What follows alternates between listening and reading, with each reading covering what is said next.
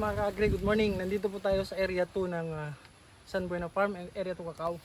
So ito po yung green na variety po ng binukot na galing po ito ng Negros kay Sir Dolping, no? So nag-start na po siya mamunga. Kita niyo po, ayan. Green po itong area na dito. Pero iba po yung tatap with red. So yung binukot po natin. So makikita niyo po nag-umpisa na po siya. So may problema po natin dito isang mirid bugs. Pero naka-spray na po tayo. So wala na yung mga nymph niya. So far magiging mag-okay na po ito ang next niya na fruiting season. Pero tingnan niyo po. After more than 2 years from planting, ayan na po yung mga bunga niya. So dito po is more on green. Makikita niyo po. And then dun sa unahan po, dito sa unahan ay mga red na. So kung makikita nyo po yung bunga niya ay almost lahat po. So ngayon po, since last year October, nag-start na po kami ng harvest. 80 to 100 kilos wet beans po weekly. So kung makikita nyo po, ito po yung ating binukot. Binukot po ng panay. Ayan, so far, ang problema talaga namin dito sa ngayon is ang mirid bugs at saka yung stem canker po. No? May mga stem canker kami dito. Konti pa lang po yung aming cacao pod borer. So makikita nyo po yung bunga niya. Hindi po ito NSIC approved clone po. Ito po ay kung i-evaluate po, mas better.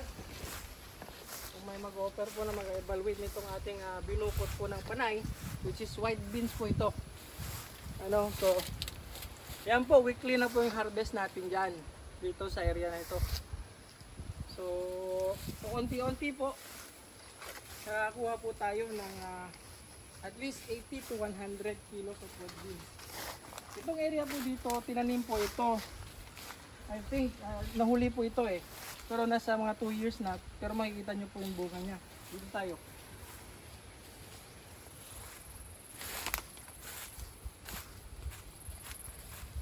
Yan po, ito po yung Criollo Deluxe ni Sir Virgilio Loquias, no? So itinanim natin yan dito po. Yan, shiny po yung ano niya, napahaba, no? Ito po yung pa naman ang binukot, white beans po ito din. More on binukot po tayo dito, makikita po niyo. Yan. Tingnan natin mamaya kung may hinog po at iti-testing natin. Yan. Lahat po yan, binukot na po yan. So, I think competitive naman po yung ano niya. No? Yung pagpamunga niya. Hindi pala po namin ini-evaluate yung kanya. Yung tinatawag niya na pod index. No? Ilang kilo po sa isang kilo na wet dried beans or wet beans ang maproduce po niya. Kasi makikita nyo naman po, variable po yung sizes ng kanya po, ng pod niya. May maliit, may malaki po, no?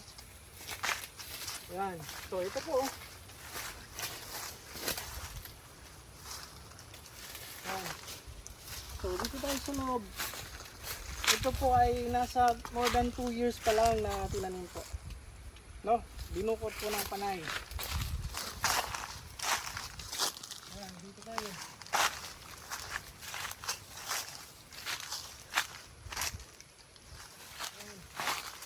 So, meron po tayong isang hektaryang ganito. Wow! Ito, tingnan nyo ito. Tingnan nyo po ito. Ito paano po? Harvestable na po ito. Tingnan po natin yung quality niya. No?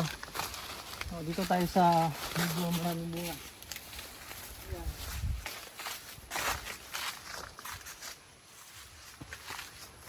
Wala tayong ano dito. Pamukpok.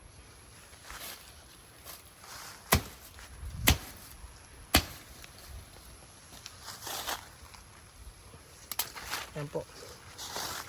So yan po yung beans niya. Puti po. So ito po nakakuha na po ng ang stem borer.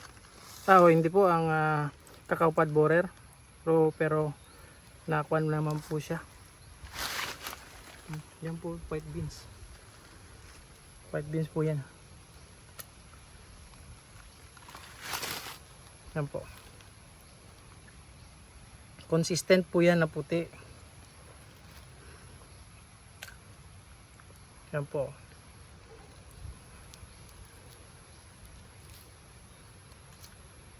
So, hindi po natin gusto makipagkompetensya po dun sa sinasabi nilang high yielding po ng mga variety.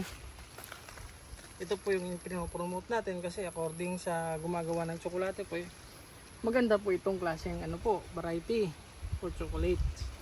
No? So last po ito. Tingnan niyo po. White beans cacao. So this is our binukot po. Binukot po ng San Buena Farm. Tara, almost lahat po, 95% namumunga na siya. At yan po yung mga bunga niya. Hindi po ito, hindi po ito reklaman kasi makikita niyo po yung bunga niya. Ayan po. So sa isang puno po, more than 20 pods po. No? Kung bibilangin natin. Yan, sa mga kuwan pa lang po ito, how about yung maging mature na po siya. Lumaki na po yung puno niya. So kaya niya na po yung more than 30 siguro na pods. Okay, so yung kuwan po natin dito, farming system po is makikita niyo naman po, compost and monthly kuwan po, fertilization. So yung pruning po, hindi po natin pinapa-excess pruning talaga. Paunti-unti lang po yung mga unnecessary branches lang. Kasi pinapa-develop po lang po muna talaga natin yung puno niya. So na lang po yung magiging formative pruning. Gaya po nito, tingnan niyo po, marami pong mga sanga-sanga pa, no? Na so dapat po kasi hindi po overlapping siya or iikit-ikit sa term pa po ng ng hiligay noon. Yan po, hindi po magkatabi yung mga sanga nila. So kung makikita niyo po dito, halos lahat po namumunga na. Yan, so healthy po yung plants. Yun lang po yung problema natin is mirid bug, stem canker at konting sakaypod burat.